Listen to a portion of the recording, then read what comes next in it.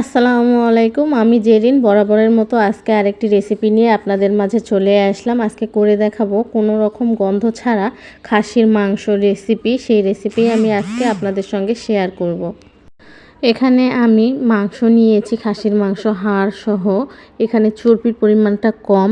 এরপর আমি এখানে ভিনেগার অ্যাড করে দিব 1 টেবিল চামচের মতো। আপনারা পারলে লেবু যদি থাকে লেবু দিতে পারেন, আমার হাতের কাছে লেবু নেই, এজন্য ভিনেগার দিয়ে দিলাম। আর দিয়ে দিব হচ্ছে লবণ সামান্য পরিমাণ দিয়ে একটু মাখিয়ে 15 থেকে 20 মিনিটের জন্য রেখে দিব। এতে করে খাসির মাংসের যে একটা স্মেল থাকে সেটা আর থাকবে না, চলে যাবে। এখন হালকা কুসুম গরম পানি দিয়ে খুব ভালোভাবে আমি ধুয়ে নিব। আপনারা একবারে ফুটন্ত গরম পানি দিবেন না, তাহলে কিন্তু মাংসটা শক্ত হয়ে যাবে। আপনারা হাতে যেন সহ্য পায় এরকম পানি দিবেন। দেখুন আমি গরম পানি দিয়ে একটু ভালোভাবে ধুয়ে পরিষ্কার করে নিয়েছি। এরপর আমি এখানে অ্যাড করে দিব রসুন বাটা 1 টেবিল চামচ, আর দিয়ে দিব আদা কিউব 2 টেবিল চামচের মতো। এটা আমি ডিপ ফ্রিজে রেখেছিলাম।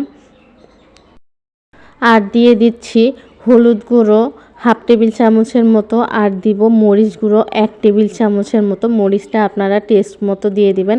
আর এখানে আমি শুকনা মরিচ বেটে নিয়েছি, এটা দিয়ে দিচ্ছি 2 থেকে 3 টেবিল চামচের মতো।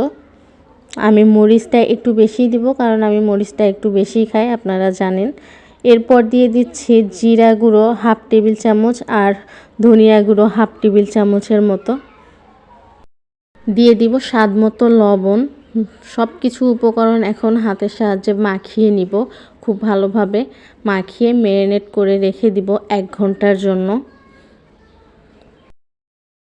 এই পাশে চুলায় একটা প্যান বসিয়ে পরিমাণ মতো তেল দিয়েছি। তেল গরম হয়ে আসলে দারুচিনির টুকরো 2টা দিয়েছি, সাদা এলাচ 5টির মতো দিয়েছি, লবঙ্গ 2টি দিয়েছি, আর কালো গোলমরিচ তেজপাতা মাঝখান থেকে ফালি করে দিয়েছি 2টি।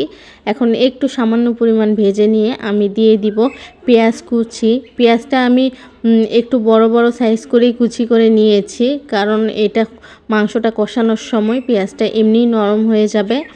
এখন পেঁয়াজটা একটু নরম করে ভেজে নিব। পেঁয়াজটা নরম হয়ে আসলে দিয়ে দিব ম্যারিনেট করে রাখা মাংসগুলো দিয়ে একটু কিছুক্ষণ নেড়েচেড়ে কষিয়ে নিব। আমি মাংসতে এক্সট্রা কোনো পানি ব্যবহার করব না। মাংস থেকে যে পানিটা বের হবে এই পানিতেই আমি মাংসটা খুব ভালোভাবে কষিয়ে নিব। দেখুন নেড়েচেড়ে যখন কষিয়ে নিচ্ছি, এই পর্যায়ে কিন্তু মাংস থেকে পানিটা ছেড়ে দিতে শুরু করেছে।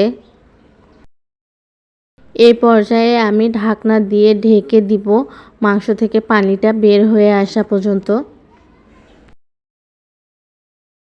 ফিরে আসলাম 5 মিনিট পর। দেখতেই পাচ্ছেন মাংস থেকে কতটা পানি বের হয়েছে। এই পানিটা আমি জাল করে একটু কমিয়ে নিয়ে এইভাবে অনবরত নেড়েচেড়ে মাংসটা খুব ভালোভাবে কষিয়ে নিব। কারণ মাংস যত ভালোভাবে কষিয়ে নেবেন তত রান্নার টেস্টটা ভালো আসবে। মাংস কষানোর উপরই নির্ভর করবে আপনার টেস্টটা কেমন হবে। এই জন্য চেষ্টা করবেন নেড়েচেড়ে খুব ভালোভাবে মাংসটা কষিয়ে নেওয়ার জন্য। আপনারা দেখতেই পাচ্ছেন আমি অনবরত নেড়েচেড়ে মাংসটা কষিয়ে নিচ্ছি। আর এই পর্যায়ে চুলার জাল মিডিয়াম লোতে রেখে দিবেন।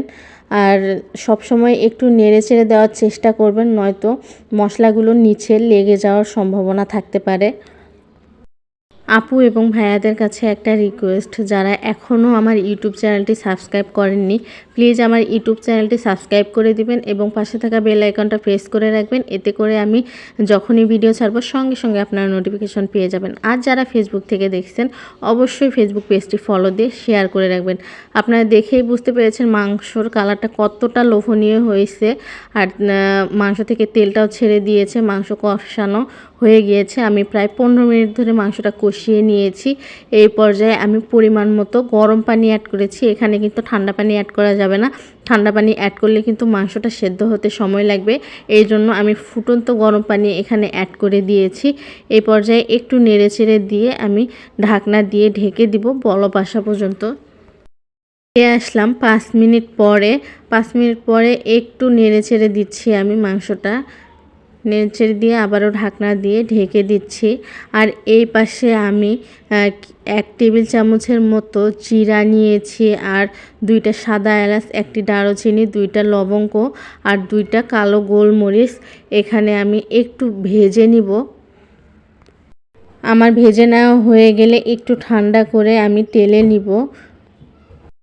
ফিরে আসলাম, দেখুন আমার মাংস থেকে পানিটা কমে গিয়েছে আর মাংসটাও সেদ্ধ হয়ে গিয়েছে। আমি আপনাদেরকে একটু উঠিয়ে দেখাচ্ছি, দেখেই বুঝতে পেরেছেন মাংসর কালারটা কতটা সুন্দর আসছে।